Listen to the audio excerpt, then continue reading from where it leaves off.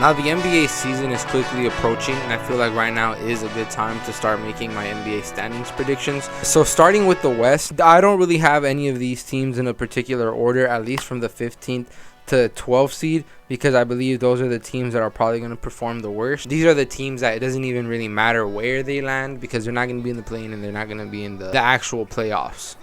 And so from the 15th to 11th position, I do have in order the Rockets, the Jazz, the Thunder, Spurs, and Kings, with the Rockets being 15th and the Kings being the 11th seed. For the reason that I'm doing this is because I don't think these teams are going to be that good. I think they'll have their moments where they can compete with other teams. They'll steal a couple of games from better teams, but I don't really think they're that serious into making a deep playoff run or a legitimate play-in tournament run. Like, yeah, they can make the play-in tournament, but that doesn't mean that if they get into the playoffs, they're going to do something crazy or unexpected. I feel like these are the teams that you can kind of just brush off, even though they might have good young talent currently. As of how the season looks and how the stars are aligned, I feel like a lot of people shouldn't have too much of a complaint about these teams other than what positions they're in. But, I mean, like I said earlier, I'm not really trying to diss any of these teams. I just don't think they're on the level of the next teams that are coming up. And so for those, looking at this list right now, I made this list 2 days ago. And I'm a little surprised, but then I'm not when I scroll up to the higher seeds. And I'm going to keep going. And if you're surprised by these, leave a comment below. And at the 10th seed, I do have the Blazers. I believe that Dame being back healthy is going to be a plus for them. I do think that Anthony Simmons and Josh Hart can be good players for them. If Nurk is healthy, then they should be a better team than they were last year for sure, especially just with the addition of Dame. But I still don't think that the Blazers are that type of team to where I don't think they're going to make a far push in these Western conferences. Especially because, yes, Dame's going to be coming back, but most of the other teams either got better by addition, as in they added somebody who wasn't on their team previously, or just growth. Like, yes, you can say that they're adding Dame and they're expecting growth from players like Josh Hart and Anthony Simmons. However, I don't think that those are going to be the guys that push you over the edge, especially when at the 9th seed I have the Lakers. Now, whether you say this is too high or too low for the Lakers is up to you. I do have them at the 9th seed. Now, the Lakers are one of those teams where if they completely throw off my list and they end up being a 4th through 1st seed, I wouldn't be surprised about it.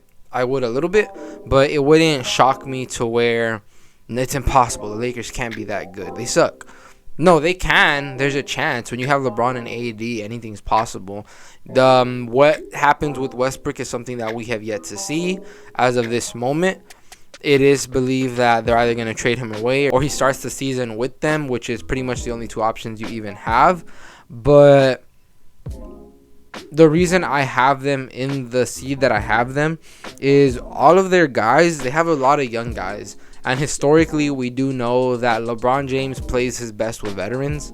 Last year, although the Lakers were a full veteran team, and well, it wasn't a full veteran team. They had a lot of vets and they had a lot of young people, but they swung the fence on that. They went from either extremely young or extremely old, and at least with this team, they didn't go extremely young, extremely old. They went young.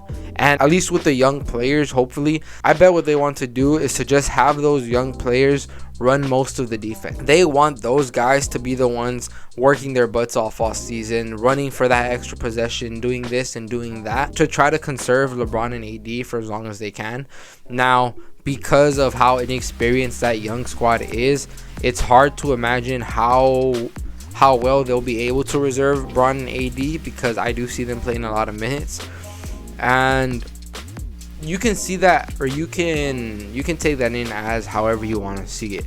If you think LeBron James at his age and Anthony Davis with his history, if you think them playing high minutes in the beginning of the season is good, then hey, you might think that they'll get a better seed because of it. I don't think that's good. I think they should try to save them for as long as possible until the end or close to the end game of the season. That way they'll be fully healthy by the playoffs.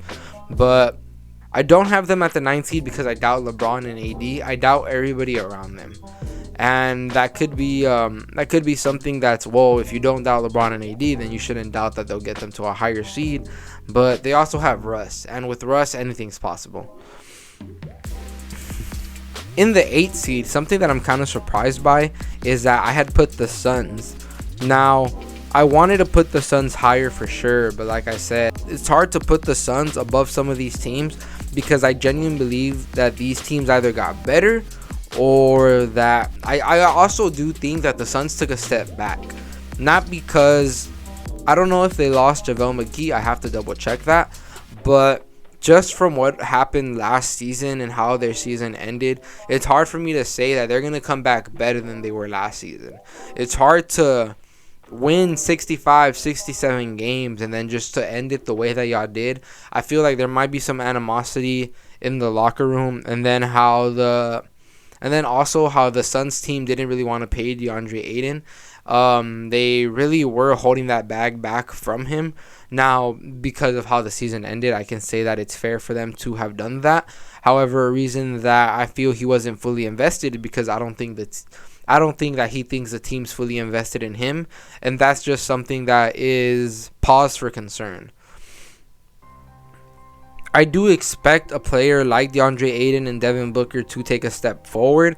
However, just with the decline of Chris Paul, with just the beating they took last year, man, like nobody expected them to go out the way they did to the Mavs. Nobody. And I'm going to say that to me, I feel like it's going to be hard for them as a team to come back. Now, whether they do is really what determines the championship grit they have and just their will to win. That's going to be something that I'm interested to see throughout the season, to see if these guys are legit. Are they really going to come back and be more hungry than they were last year? Or are they kind of just they're going to start off slow, they're going to be disgruntled, and they're not really going to be vibing with each other? That's something that I'm interested to see and how that plays out throughout the season. That's really the only reason I have them at the 8th seed. If I felt that they were going to start the season, it's all good vibes, everybody's like cool with each other, and they completely put last season away, then I think they can be in that higher 4th seed. But I just feel that as of right now, they're not going to be the same team they were last year. That sucks to say because Chris Paul is getting up there in age, and he's always been one of those players that I want to win a ring. But if it doesn't happen, I mean, it ultimately just doesn't happen, which is going to suck for him. And above the Suns, I do have the team that eliminated them last year. I felt that overall throughout the regular season, I wanted to put the Suns over the Mavs, but I didn't, just because every time that I wanted to, I just kept thinking back to Game 7. I just kept thinking back to how Luka beat them boys down. And I just couldn't put the Suns above the Mavs in the regular season for whatever reason. Even though they are going to have the more talented team, they had the more talented team last year, and look what happened. Yes, the Mavs even lost Jalen Brunson, but the way Luka's been going off in this Euro tournament, he looks like he can be the MVP next year or this year, and people have been saying he's the MVP favorite for the past 2 years, I believe, and it's really never went to anything. But the reason that they're saying that is because he's just that good. He leads everybody to believe that, hey, if he's doing this all season, he's MVP. There's no doubt about it in most people's minds. That if Luka was doing this consistently throughout the whole season, that's the MVP right there. And I feel like this could be the year. It's hard. It's crazy to just be like every year, oh, Luka should win it. Luka should win it. But when someone's just that good and they're just that good, I'm pretty sure this is how it was when LeBron every year was in the MVP conversation, and people were just like, is this LeBron's year? Is this LeBron's year? Is this Luka's year? Is this Luka's year? It's interesting to see what's going to happen with the Mavs. Now, it's hard to say he's going to be MVP with the Mavs as the 7th seed, but because I have them as the 7th seed, if they do anything better than that, I feel like that's a really good push for Luka to win his MVP. Because the teams that I have above are teams that They're teams that I really do think are better overall than the Mavericks, only because the Mavericks is pretty much just Luka. Yeah, they have Christian Wood, they have Dinwiddie, but compared to the other big three or the other duos in the West, the Mavs are kind of just lacking in talent. because right above them, I do have the Timberwolves. They just added 3-time Defensive Player of the Year Rudy Gobert. They have Karl-Anthony Towns. They have a player in Anthony Edwards who I feel is just going to keep getting better and better. He is one of those guys who has that job potential to just explode next season and jump to MVP contention. Even though people might say it's too early for him to be in that type of talk, he has the talent and he has the athleticism to not only wow the audience, but to show people or to do things that a lot of people haven't seen. And that's something that can really push your MVP narrative, is showing the people what they want to see and what they've never seen before. Ja did a lot of that last year. How he honestly gave a lot of people D Rose vibes from his MVP season. How he's just somebody who's super athletic, super energetic, and they're just super talented. Like, it's not just all athleticism, it's skill. That's something that Ja has going for him. That's something that Anthony Edwards has going for him. And that's something that a lot of young players honestly have going for them today. Just like the people above the Timberwolves, the Pelicans. You have Zion. Zion's supposed to come back from his injury. He missed all last season because of his foot. And the Pelicans did really good without him. They started the season as one of the worst teams in the NBA to finish as strongly as they did and to take the Suns to a Game 6, even though they lost D-Book and I think Game 3. To do all that and still be adding an all-NBA, all-star level player is something that really can push them over the edge. It can take them from starting bad and ending great to starting good and ending great. And that's something that I am expecting from them. I expect Zion to take, even if it's not a leap, I expect him to be the player who he was when he first got injured. And that player is I think 29 points per game scorer, 7 rebounds, 3-4 assists. Like, that's a really good NBA player.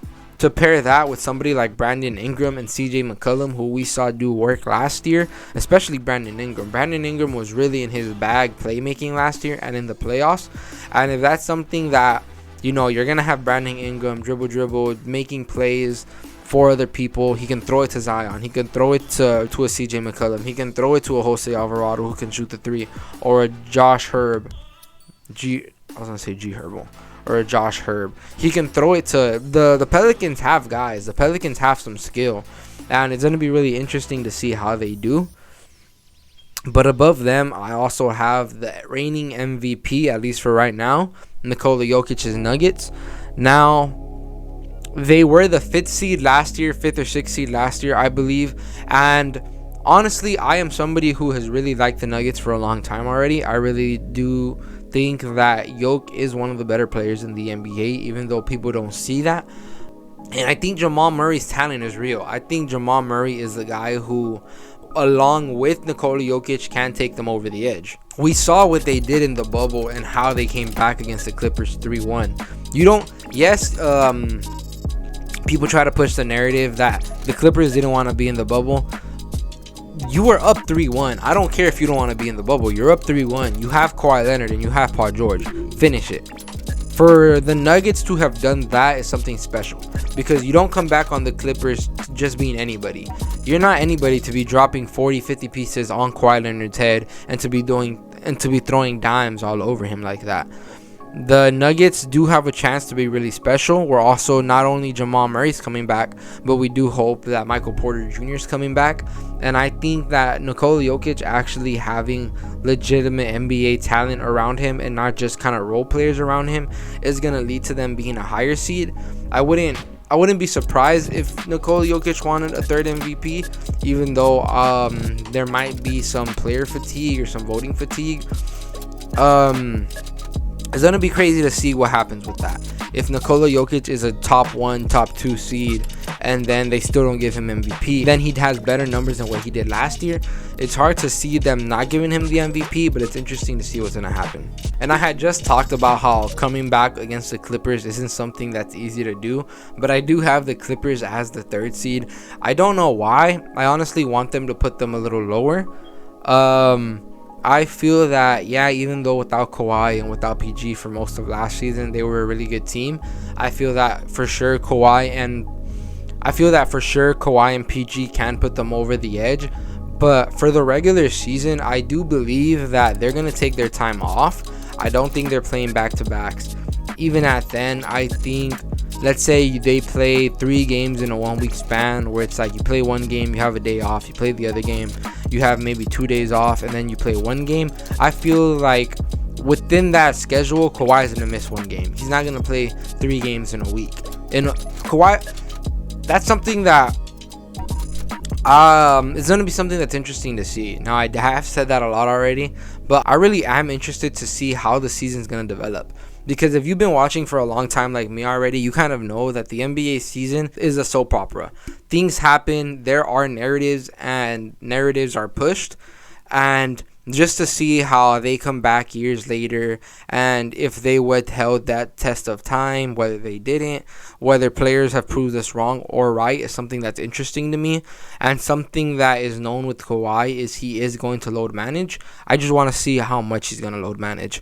Because after losing that 3-1 lead, I know he had stopped load managing as much as he had before, but both of those years he got injured toward the end of the season. And that's something that I don't believe he wants to keep risking. And I don't believe that for sure the Clippers want to keep risking. They want to have their best player healthy when it's time to have your best players healthy. And playing Kawhi 3 games out of the week isn't the way to do that. I honestly can only see Kawhi playing at least 2 games a week. I don't see him doing more than that. I don't think his body can take it, especially with how he has developed later on in his career. You can kind of see this. You can kind of say the same with Paul George. He's somebody who did start off his career very ice hot or white hot, and throughout. And it's not like he's ever really calmed down as a player, except for that one bubble year where playoff P. But other than that, Paul George has always been pretty consistent. He's always been a really good defender and a really good scorer. He's been one of the better players in the league. And having someone like that plus Kawhi is always a recipe to have great things happen. But how they execute that plan is going to be interesting to me. This season's going to be badass. I can't wait to watch this regular season. And at number 2, I have the Memphis Grizzlies. The team that did it last year and the team that I think can do it again. The main reason for this is they're young. To me, they're a team that they are so young, they don't know they shouldn't be this good. They are going out there every day and just playing their hardest. And that's something that's going to get them wins against some of the best teams and some of the worst teams. That's something that I think the Grizzlies are the team that they're playing the Thunder, and they were up by like 60 or 70 at one point. Like, that doesn't just happen. That happens because the Grizzlies did what they had to do and they never took their foot off the gas. And that's something that you can say they did all season. If Ja didn't get hurt those last 2 games, it's tough to say. Even though I do believe the Warriors still win, it's tough to say the Warriors still win. That's something that I'm not going to consider an asterisk, because injuries is just a part of the game. But it's something that other people can point to, and I can't say, no, that's impossible. If Ja played, Warriors still would have won. It's hard to say that. It really is hard just on how good they were. Warriors do have more experience, but the Grizzlies are a younger team, and they've proved to the Warriors in the past that they're not going to go down easily. But even with that being said, I got the Warriors at number 1. They're the defending champions. They have a returning Klay Thompson. They have Andrew Wiggins. They have a better Andrew Wiggins. They have a better Jordan Poole. They have 2 really good young players who are going to play at, I believe, either all-star level or at least all-NBA level next year. For sure, at least Andrew Wiggins is. I believe Andrew Wiggins is going to take a jump this year defensively that we have never really seen from his game before. And mainly because now that he's a champion, now that he won that thing and he knows what it takes to get there. Because this is something that I saw when they were winning and when they were on the podium. The best thing he said about being with the Warriors is that they taught him how to win. They taught him that what you do in September or what you do when no one's watching really does matter.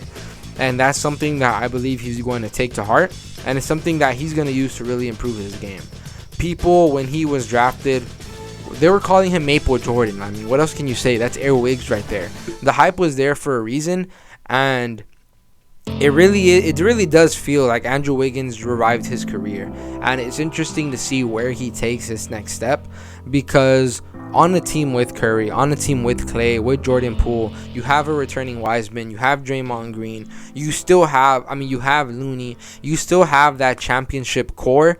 And to add to that with the players that they have right now, the players that are going to get better with time, I just feel that they really do have a chance to repeat next year. I do feel that other teams have a chance to win the championship for sure. But the Warriors are going to be one of my favorites to win next year. And they're my favorites to be the first seed. All right, so that's pretty much all I wanted to say. I'm not too sure how long this video is. I'll probably cut this part out. But, yeah, that's pretty much about what I wanted to say about that. Again, these are just predictions. I'm not saying that I'm going to get all of these right. I'm not saying that your team sucks and that the teams I think are better are going to be better. These are just predictions. They're educated guesses. You can even say they're not educated guesses. You can say they're wild farts from my butt. Either way, if you like this, like, subscribe. Thank you for watching. Leave a comment below on your tier list. Leave who you think are going to be the 4 play-in tournament teams and then the top 3 seeds. Everybody else, I can assume who they're going to be just off of who's not there. But let me know those things. Again, if you like the video, like, subscribe, comment. There's more to come. Thank you so much. Y'all have a great day. Thank you.